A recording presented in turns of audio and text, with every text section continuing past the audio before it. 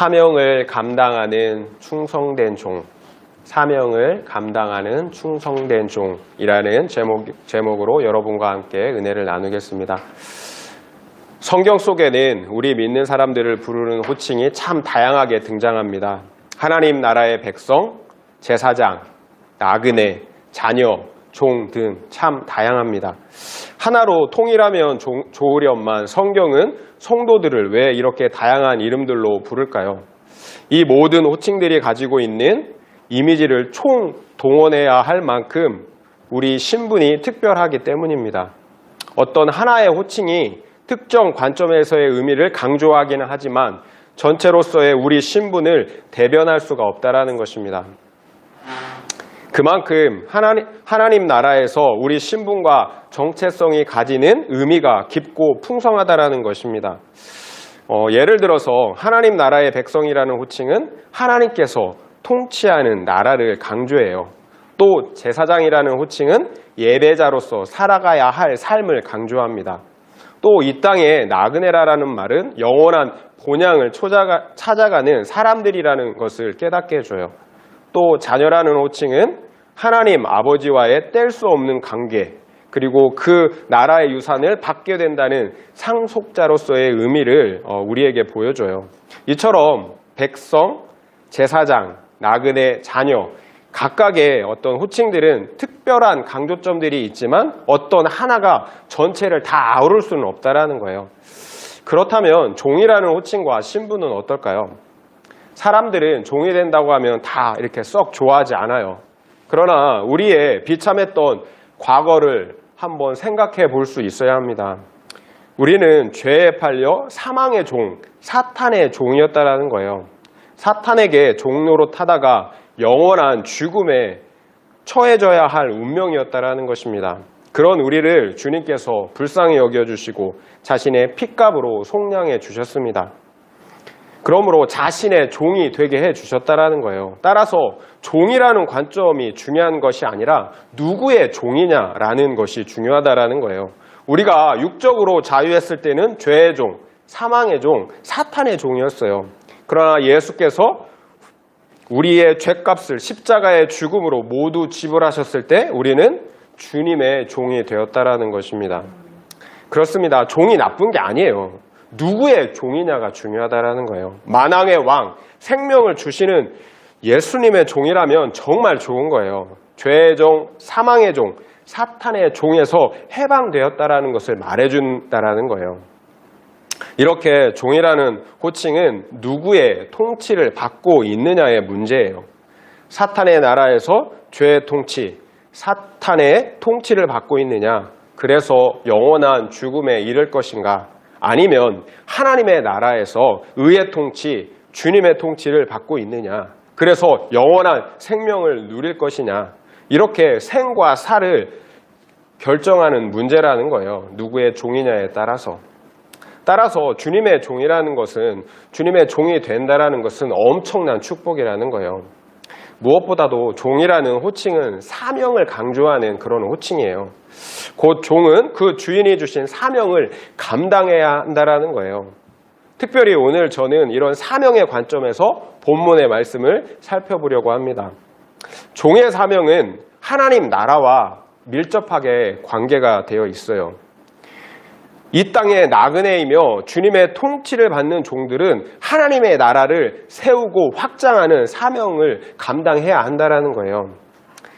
거룩한 하나님 나라의 백성을 준비하는 사명인 거예요. 이것이 종으로서, 이 땅의 나그네로서 감당해야 될 사명이라는 거예요. 왜냐하면 하나님의 나라는 하나님의 나라 백성들 그 자체이기 때문에 그런 거예요. 하나님의 나라, 하나님의 백성 그 자체예요. 그래서 종들의 사명은 하나님의 나라의 백성들을 준비하는 거예요. 오늘 본문에 등장하는 아브라함의 종 엘리에셀의 사명과 같다라는 거예요. 바로 주인의 고향 하란에 가서 그의 아들 이삭을 위하여 아내를 구해 오는 것이에요. 그렇다면 우리 주님의 종들은 어떻게 사명을 감당해야 하는지 엘리에셀을 통하여서 우리가 배워볼 수 있다라는 거예요. 아브라함의 명령을 받은 종이 낙타 10피의 모든 좋은 것들을 잔뜩 싣고 떠나요. 그리고 마침내 아브라함의 고향 메소포타미아 나홀의 성 밖에 있는 우물 곁에 도착하게 됩니다. 종이 그곳에 도착했을 때는 해가 질 때예요. 여인들이 우물에 물을 기르러 나올 때였어요. 12절부터 14절 말씀을 함께 읽어보겠습니다. 12절부터 14절이에요. 함께 읽겠습니다. 시작. 그가 이르되 우리 주인 아브라함의 하나님 여호와여 원하건대 오늘 나에게 순조롭게 만나게 하사 내 주인 아브라함에게 은혜를 베푸시옵소서. 성중 사람의 딸들이 물 기르러 나오겠사오니 내가 우물 곁에 서 있다가 한 소녀에게 이르기를 청하건대 너는 물동이를 기울여 나로 마시게 하라 하리니 그의 대답이 마시라 내가 당신의 낙타에게도 마시게 하리라면 그는 주께서 주의 종 이삭을 위하여 정하신 자라. 이로 말미암아 주께서 내 주인에게 은혜 베푸심을 내가 알겠나이다. 아멘. 아브라함의 명령을 받은 종이 메소포타미아 지역 하란에 도착해서 처음으로 한 것은 다름 아닌 기도였어요. 주인이 명령한 이삭의 아내를 순적하게 만날 수 있도록 기도했다라는 거예요. 곧 주인 아브라함에게 은혜를 베풀어 달라는 것이었어요. 그래요. 사명을 감당해야 하는 종이 최우선적으로 해야 하는 것은 기도입니다. 하나님께 기도한다는 것은 많은 의미가 있어요. 무엇보다 기도는 하나님을 인정하는 믿음의 표현이에요. 곧 기도는 나는 할 수 없으니 하나님께서 도와주셔야 한다는 의미입니다. 그래서 종은 내 주인 아브라함에게 은혜를 베풀어 달라고 기도하는 것입니다. 모든 일이 하나님의 은혜에 달려있다는 것을 인정하는 거예요. 이처럼 아브라함의 종은 믿음의 사람이었어요. 믿음의 사람은 기도하게 되어 있습니다. 자신의 한계를 잘 알고 있기 때문입니다. 그리고 동시에 전능하신 하나님께서는 능치 못할 일이 없으시다라는 걸 알고 있다라는 거예요. 따라서 기도하지 않는 사람은 믿음이 없는 사람이에요. 그리고 교만한 사람이에요. 실제로 우리도 그렇지 않습니까?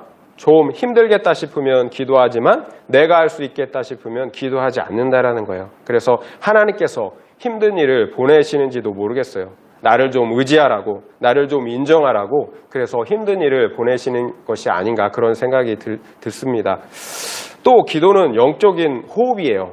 기도는 우리 영혼이 살기 위해서 영적인 능력을 공급받기 위해서 해야 된다는 것입니다. 내 영혼이 지금 깔딱깔딱해요. 그런데 어떻게 다른 영혼을 위해서 다른 영혼을 구원하는 사명을 감당할 수가 있겠어요? 내가 먼저 살아야 되는 거예요.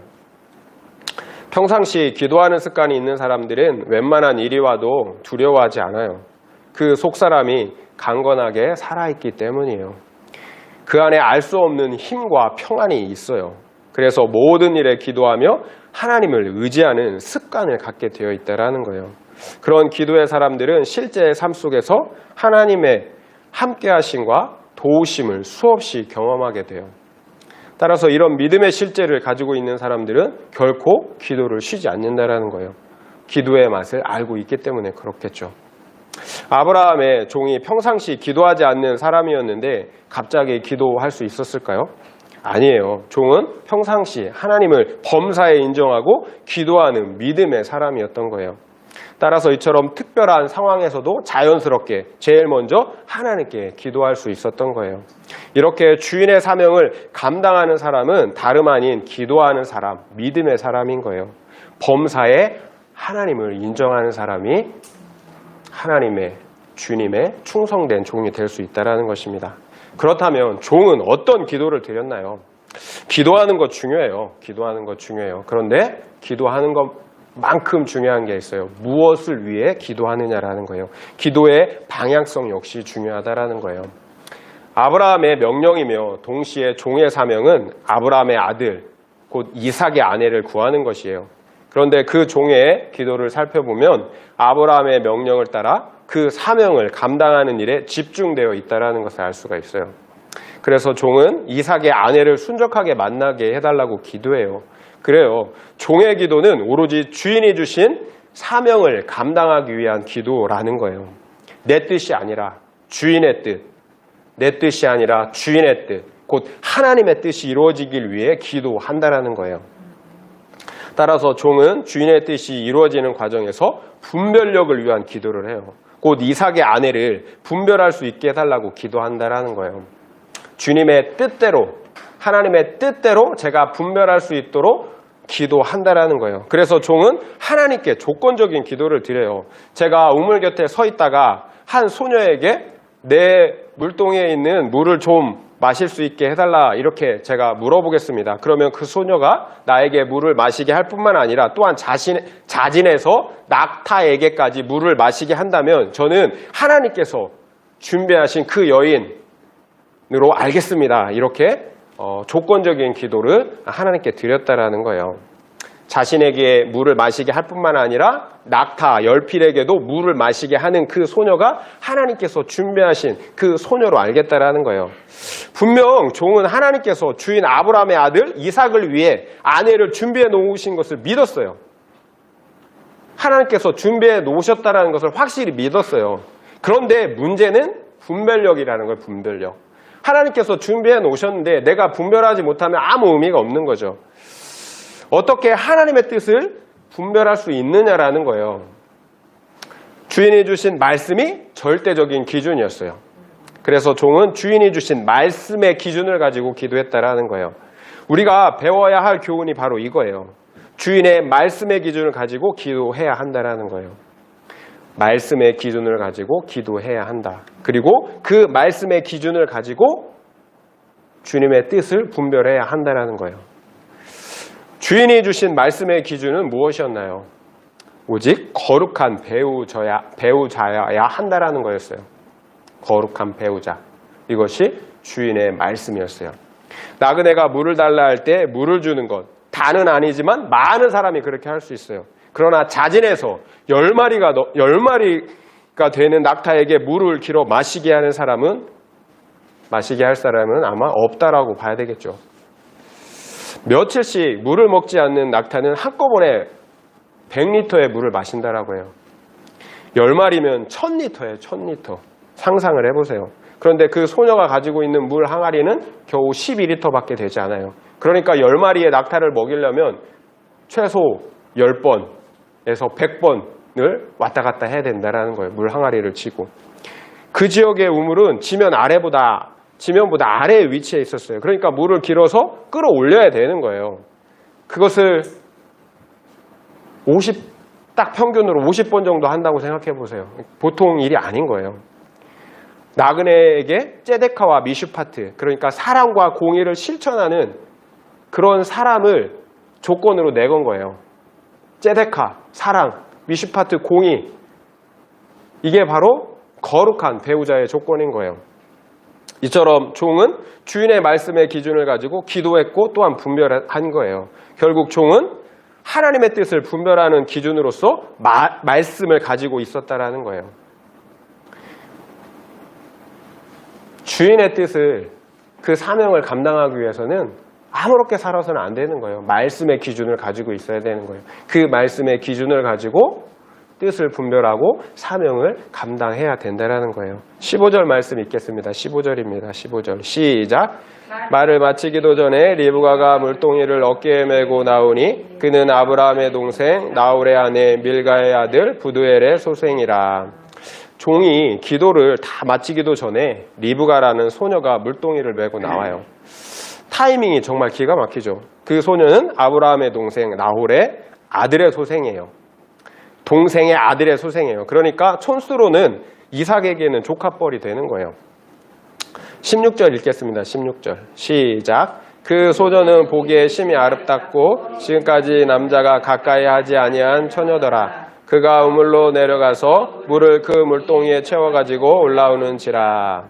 일단 주인 아브라함이 아들의 배우자로 요구했던 조건에 딱 맞는 그런 여인이에요. 아브라함의 족속의 딸이고요. 또한 아름답고 그리고 남자가 가까이 하지 않는 그런 순결한 처녀라고 얘기하고 있어요. 그 소녀가 우물에서 물을 채워가지고 이렇게 올라오는 거예요. 이제 그 종이 기도했던 것처럼 하나님께서 준비하신 소녀인지 아닌지 확인하는 작업만 남은 거예요. 과연 종이 기대했던 그런 여인일까요? 17절부터 27절 말씀을 읽고 확인해 보겠습니다. 17절부터 20절입니다. 시작. 종이 마주 달려가서 이르되 청하건대 내 물동이의 물을 내게 조금 마시게 하라. 그가 이르되 내 주여 마시소서 하며 급히 그 물동이를 손에 내려 마시게 하고 마시게 하기를 다하고 이르되 당신의 낙타를 위하여서도 물을 길어 그것들도 배불리 마시게 하리이다 하고 급히 물동이의 물을 구유에 붓고 다시 기르려고 우물로 달려가서 모든 낙타를 위하여 기른지라. 아멘. 종이 기도한 것처럼 그 소녀는 종에게 물을 마시게 할 뿐만 아니라 자진해서 10마리나 되는 낙타에게 물을 길어 마시겠다라고 이야기합니다. 나그네에게 사랑과 공의를 실천하는 바로 그 거룩한 여인이에요. 하나님께서 준비해 놓으신 이삭의 아내인 것을 단번에 알아볼 수가 있는 거예요. 사실 종의 기도는 상식적이지 않았어요. 그리고 이런 리브가의 행동 또한 상식적이지 않는 거예요. 그런데 그런 일이 종의 기도 직후에 바로 벌어졌다라는 거예요. 이게 중요한 거예요. 상식적이지 않은 일이 기도 직후에 벌어졌다라는 거예요. 이처럼 말씀의 기준을 가지고 기도할 때 역사가 일어난다라는 거예요. 하나님의 뜻이 나의 뜻이 될 때 하나님께서 더 이상 지체하실 이유가 없다라는 거예요. 우리가 받지 못하는 이유는 뭘까요? 나의 뜻대로 구하니까, 나의 정욕을 따라 구하니까, 나의 뜻과 하나님의 뜻이 합치될 때 하나님께서는 지체하시지 않아요. 우리에게 주시기를 원하신다라는 거예요. 사명을 감당하기를 원하십니까? 그렇다면 여러분의 뜻이 주님의 뜻이 되어야 하는 거예요.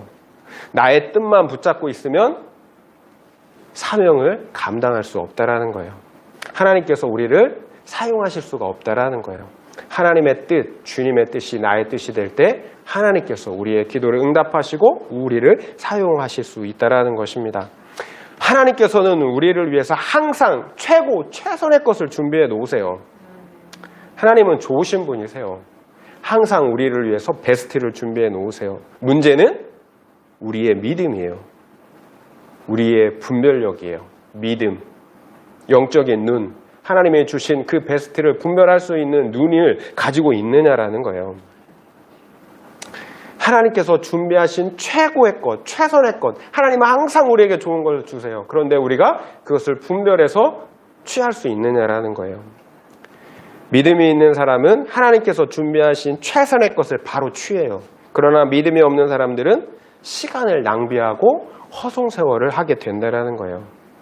그러니까 분별력이 이렇게 중요한 거예요. 그런데 분별력은 다른 게 아니었어요. 확고한 말씀의 기준을 가지고 있느냐, 그렇지 못하느냐라는 거예요. 이것이 믿음의 실력이라는 거예요. 말씀의 기준을 가지고 있는 것, 이것이 믿음의 실력입니다. 우리는 결혼, 직장, 진로 등 어떤 선택에 있어서 하나님의 뜻을 구해요. 그런데 이것이 하나님의 뜻인지 또 아니면 저것이 하나님의 뜻인지 결정하기가 쉽지 않아요. 왜 그럴까요?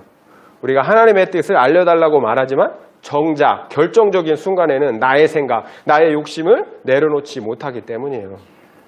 우리는 믿음 있는 배우자만을 원한다고 그렇게 기도해요. 믿음 있는 배우자면 충분합니다.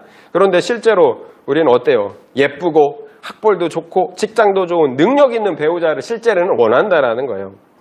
직장을 선택하는 것도 그래요. 하나님이 기뻐하시는 직장, 내가 하나님께 쓰임받는 직장이라면 어디든지 좋습니다. 이렇게 기도는 하지만 실제 우리가 찾는 직장은 근무 조건이 좋은 곳, 그리고 급여를 많이 주는 곳, 실제는 이런 곳을 찾는다라는 거예요.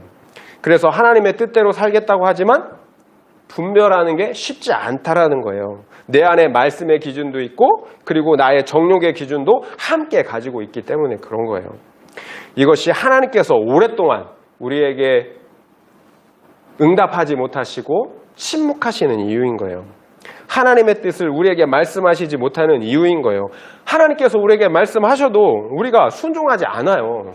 그럼 말씀하실 필요가 없는 거죠. 제가 결혼을 늦게 한 이유이기도 해요.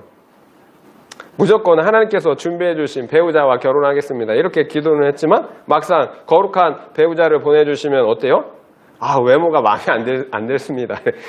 이렇게 여러 핑계 저러 핑계 이렇게 하는 거죠. 결국 하나님께서 제 육적인 기준을 포기할 수 있도록 오랜 시간 동안 두시고 다루셔야만 했다라는 거예요. 하나님의 뜻이 나의 뜻이 될 수 있도록 하나님께서 저를 다루셔야만 했다라는 거예요. 그렇다고 해서 제 아내가 외모가 안 예쁘다 그런 의미가 아니에요. 여러분 잘 알아야 돼요. 하나님께서 외모도 예쁘고 거룩한 그런 여인을 저에게 주셨어요. 이것은 진심입니다. 과거 제가 섬기던 교회에 한 청년과 대화한 적이 있었어요. 그 자매가 사귀는 사역자와의 그 결혼을 이렇게 고민하고 있더라고요. 그 청년이 하는 말이 성령 충만할 때는 그 사역자와 결혼을 해야 된다라는 생각이 든다라는 거예요. 그런데 성령 충만하지 않을 때는 이거는 아니라는 거예요. 하나님의 뜻이 아닌 것 같다라는 거예요. 어떻게 하면 좋겠냐라고 저한테 이렇게 얘기를 하더라고요. 하나님의 뜻은 분명하죠. 그 사역자와 결혼하는 거예요.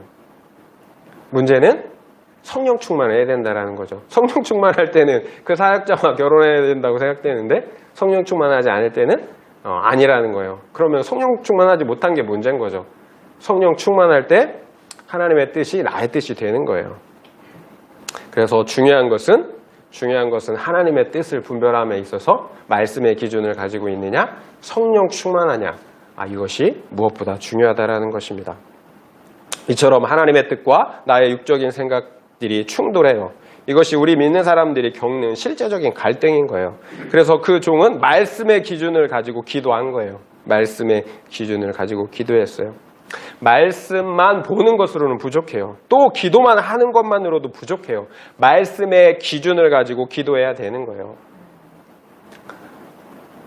말씀의 기준이 없으면 기복주의, 나만을 위한 신앙으로 흘러갈 수밖에 없는 거예요.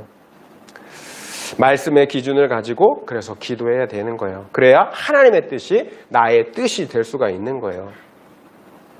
이처럼 말씀의 기준을 가지고 기도하는 사람만이 고민하지 않고 하나님의 뜻을 분별하고 그 분별된 삶을 살아낼 수 있다는 것입니다. 그런 사람만이 사명을 감당하는 충성된 종이 될 수 있다는 것입니다. 그렇다면 종은 어떻게 충성을 다할 수 있었을까요? 그 주인 아브라함에게 이처럼 충성을 다하는 이 종, 어떻게 그렇게 충성할 수 있었을까요? 그 답은 주인 아브라함과 그 종과의 관계에 있다라고 저는 믿습니다.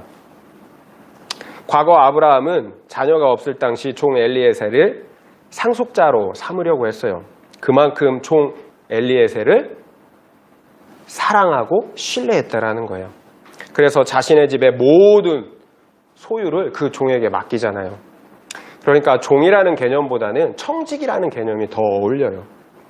그뿐만 아니라 아들 이삭의 배우자를 구해오는 정말 중차대한 사명까지 맡길 수가 있었던 거예요.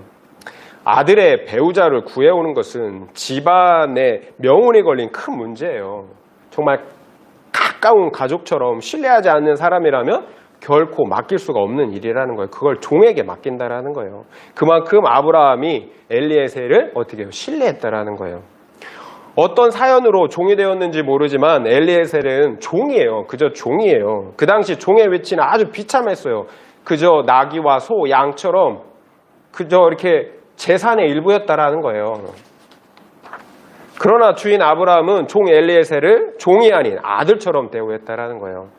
아들처럼 사랑하고 신뢰했다라는 거예요. 누군가가 자격 없는 나를 조건 없이 사랑하고 또 신뢰한다면 우리는 어떻게 행동할까요?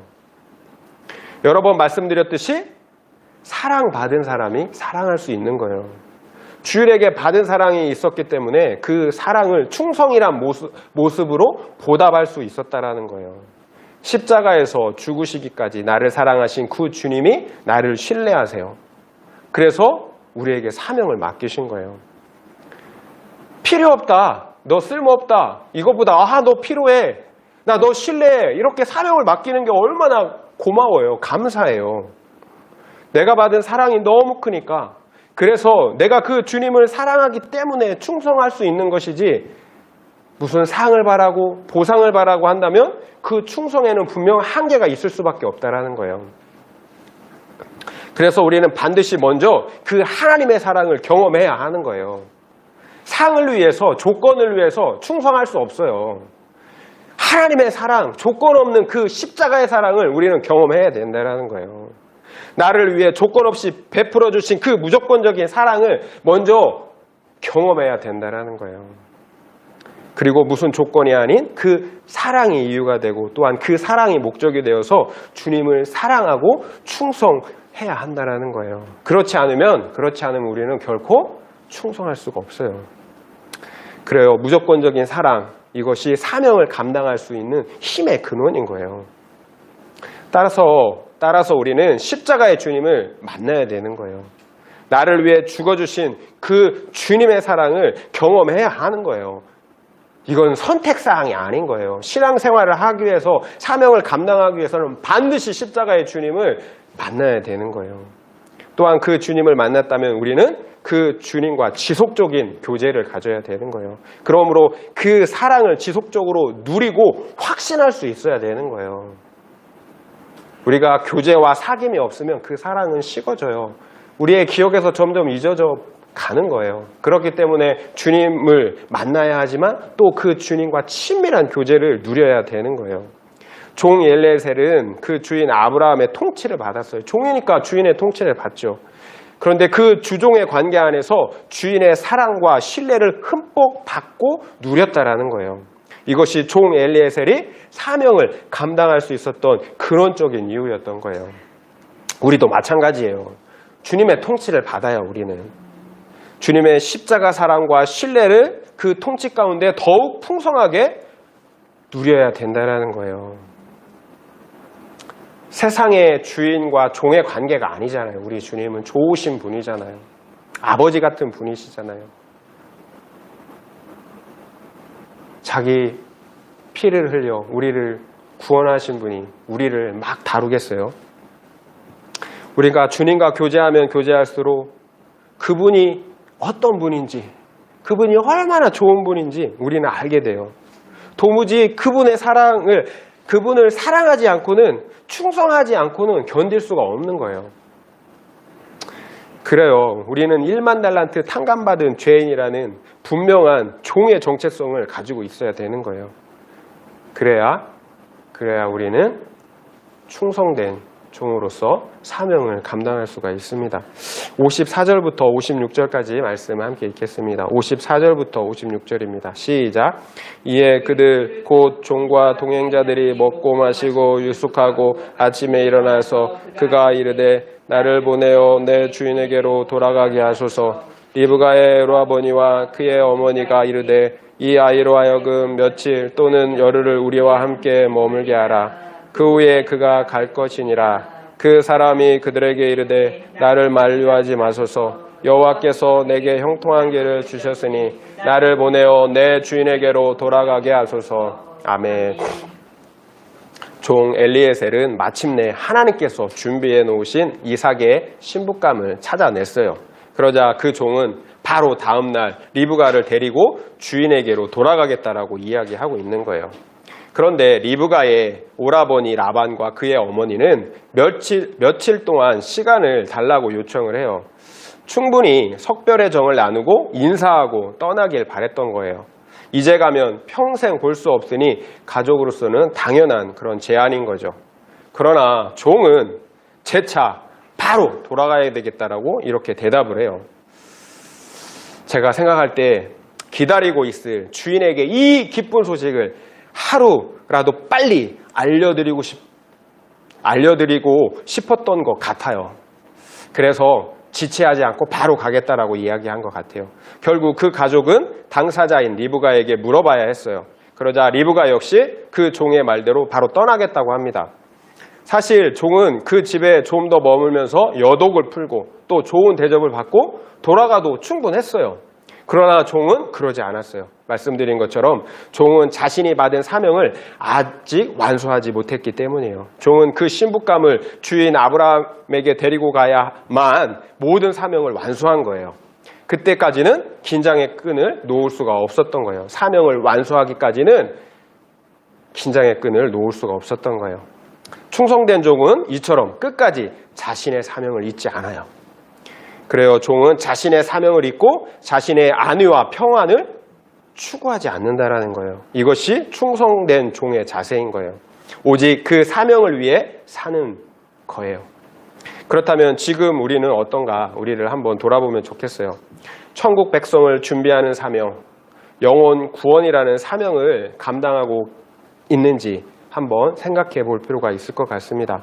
아니면 이 세상에 정들어 육신의 안락을 추구하며 살아가고 있지는 않습니까?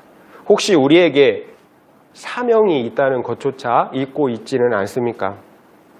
예수님께서 우리에게 주신 사명은 무엇인가요? 모든 족속을 제자 삼으라는 거예요. 십자가의 복음을 전해 죽어가는 세상 사람들을 다 구원해내라는 거예요. 그래서 하나님 나라의 백성 삼아 달라라는 거예요. 이것이 하나님께서, 주님께서 우리에게 주신 사명인 거예요. 5달란트 받은 종, 2달란트 받은 종, 1달란트 받은 종, 그 재능과 받은 능력은 모두 달라요. 그러나 분명한 것은 모든 종들은 다 주님 앞에 서야 된다라는 거예요. 반드시 회개할 날이 이르게 된다라는 거예요. 주님께서 모든 종들에게 요구하셨던 것은 능력에 따른 성과가 아니었어요. 너 왜 그거밖에 못했어? 이렇게 말씀하시지 않았다라는 거예요. 주님께서 그 종들에게 원하신 것은 오직 충성이었어요. 잘하였다 착하고 충성된 종아, 내가 적은 일에 충성하였으니 내가 많은 것을 내게 맡기리니 내 주인의 즐거움에 참여할지어다. 착하고 충성된 종아. 주님이 원하시는 것은 진실한 충성이에요. 내가 가진 각자가 가진 재능이 다 달라요. 소유도 다 달라요.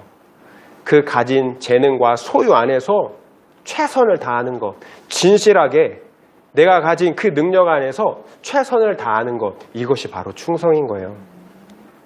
잠언 25장 13절 말씀을 제가 읽어드리겠습니다. 충성된 사자는 그를 보낸 이에게 마치 추수하는 날에 얼음 냉수 같아서 능히 그 주인의 마음을 시원하게 하느니라. 충성된 사자는 그를 보낸 이에게, 주인에게 추수하는 날에 얼음 냉수 같대요. 그래서 그 마음을 시원하게 해드린대요. 이게 충성된 종이에요. 우리가 정말 작은 일에 충성할 때, 진실하게 최선을 다할 때 우리 주님께서 그 마음이 정말 얼음 냉수를 마신 듯이, 추수하는 날 얼음 냉수를 마신 듯이 시원하다라는 거예요. 분명 엘리에셀은 그 주인 아브라함에게 얼음 냉수와 같은 그런 존재였을 거예요. 창세기 15장 6절에서 아브라함이 여호와를 믿으니 여호와께서 그의 믿음을 의로 여겨주셨다라고 말씀하셨어요. 아브라함이 여호와를 믿을 때 그 믿음을 의로 여겨주셨어요. 그런데 잠언 25장 13절에 충성된 종이 그 주인의 마음을 시원케 해드린다고 했는데 그 충성과 창세기 15장 6절 그 아브라함의 믿음이 아만이라는 단어로 같다라는 거예요. 그렇다면 아브라함이 하나님께 보여준 믿음과 종이 아브라함에게 보여준 충성이 같다라는 거예요. 바로 충성이 믿음이에요. 믿음이 충성이라는 거예요. 신약에서도 믿음과 충성은 피스티스로 같은 단어예요. 충성과 믿음이 같은 단어라는 거예요. 그렇다면 우리의 믿음을 점검해 봐야 되는 거예요. 단지 지식적인 믿음은 성경이 말하는 그런 구원받는 믿음, 하나님이 인정하시는 믿음이 아니라는 거예요. 충성하는 믿음, 지속적으로 그 믿음을 견지하는, 그 충성하는 믿음을 성경은 구원받는 믿음, 하나님이 인정하는 믿음이라고 평가하고 있다라는 거예요. 우리의 믿음은 어때요? 지속적으로 진실하게 충성하는 믿음입니까? 아니면 그저 지식적인 믿음입니까? 믿음은 한번 반짝이는 불꽃이 아니라는 거예요. 계속해서 꺼지지 않는 불타오르는 불꽃이라는 거예요. 이처럼 평생을 활활 타오르는 불처럼 살았던 충성된 종이 있어요. 디모데후서 4장 7절부터 8절까지 제가 읽어드리겠습니다. 나는 선한 싸움을 싸우고 나의 달려갈 길을 마치고 믿음을 지켰으니 이제 후로는 나를 위하여 의의 면류관이 예비되었으므로 주 곧 의로우신 재판장이 그날에 내게 주실 것이며 내게만 아니라 주의 나타나심을 사모하는 모든 자에게도니라. 나는 선한 싸움을 싸우고 나의 달려갈 길을 마치고 믿음을 지켰으니 이제 후로는 나를 위하여 의의 면류관이 예비되어 있다라고 이렇게 고백하고 있는 사람이 있어요. 사도 바울이에요. 사도 바울이 그의 말년에 로마 감옥에서 그의 영적인 아들 디모데에게 보낸 마지막 편지의 내용입니다. 바울은 이제 곧 자신이 처형 당할 것을 알고 있었어요. 그러나 죽음을 앞둔 충성된 종 바울은 얼마나 담대합니까? 처형을 앞둔 사람의 모습이 아니에요. 죽음을 앞둔 사람이 어찌 이렇게 담대할 수 있을까요? 주 예수를 위해 충성한 종들은 영원한 의의 면류관을 믿음으로 바라볼 수 있기 때문에 그런 거예요. 그래서 충성된 종, 믿음을 지킨 주님의 종은 죽음 앞에서도 이렇게 사자처럼 담대할 수가 있는 거예요. 결코 주눅들지 않는 거예요. 충성된 종이 누릴 수 있는 그런 복인 거예요. 썩어 없어질 이 땅의 면류관을 위해 사는 것이 아니라 시들지 않고 썩지 않을 영원한 면류관을 위해 살기 때문인 거예요. 이 땅의 고난, 수고 아무리 커도 장차 나타날 영광과 좋게 비교할 수 없다라고 성경은 말씀하고 계세요. 이 땅의 삶, 수고하고 고난스럽죠. 하지만 순간이에요.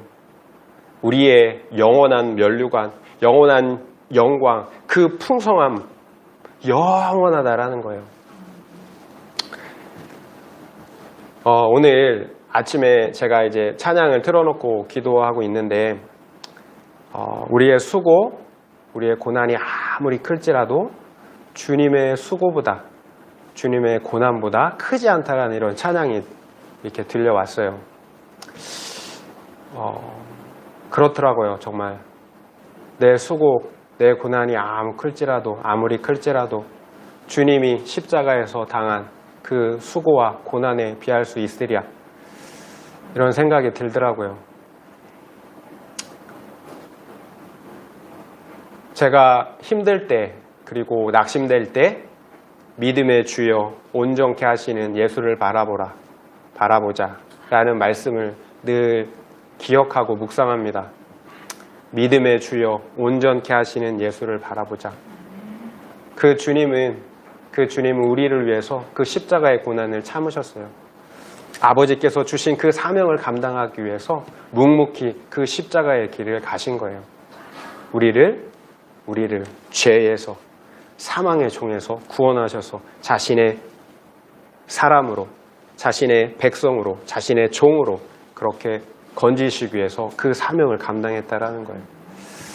제가 그런 주님을 묵상하면 힘이 또 솟아나더라고요. 주님께서 그래, 나도 안다. 나도 이 땅에서 수고하고 고생했어. 그러니까 네가 당하는 고생, 네가 당하는 수고 내가 알아. 주님께서 이렇게 말씀해 주시는 것 같다라는 거예요. 주님은 무자비한 주인이 아니세요. 우리에게 성령을 통하여서 은혜를 주세요. 사랑을 주세요. 그래서 그 사명을 감당하게 하세요. 정말 우리가 정말 마지 못함으로 코에 꿰어서 끌려가듯이 이렇게 사명을 감당하기를 원하지 않는다라는 거예요. 주님은 우리에게 사명을 주시고 또한 넉넉히 그 사명을 감당할 힘을 주셨다라는 거예요. 오늘 우리는 아브라함의 종 엘리에셀을 통하여서 사명을 감당하는 충성된 종의 모습을 보았어요. 그 충성된 종은 첫째는 기도하는 사람이었어요. 하나님을 인정하는 사람, 범사에 인정하는 사람. 그리고 두 번째, 그 사람은 말씀을 가진 사람이었어요. 말씀의 기준을 가지고 하나님께 기도하고 분별하는 사람이었어요. 그래서 나의 뜻이 이루어지는 것이 아니라 하나님의 뜻이 이루어지도록 그렇게 사명을 감당하는 사람이었어요. 그리고 세 번째, 그 충성된 종은 그 주인과 아주 좋은 관계를 유지하고 있었어요. 그래요. 충성된 종은 십자가의 예수를 만난 사람이에요. 그리고 그 십자가의 예수와 늘 친밀한 교제를 통해서 그분이 주시는 사랑과 은혜를, 그 친밀함을 공급받는 사람이에요. 그러니까 자기 힘으로, 자기 열심으로 사명을 감당하는 게 아니에요.